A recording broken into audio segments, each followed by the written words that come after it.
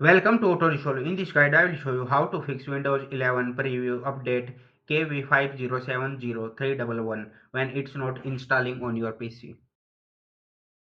Fix 1. Run Windows Update Troubleshooter Step 1. Press Windows plus I open System. Step 2. Scroll down, click Troubleshoot. Step 3. Select Other Troubleshooters. Step 4. Click Run next to Windows Update. Step 5. Restart your PC and try the update again. Fix 2. Restart Windows Update Services. Step 1. Press Windows plus R, type Services. MSC, hit Enter. Step 2. Find these services one by one.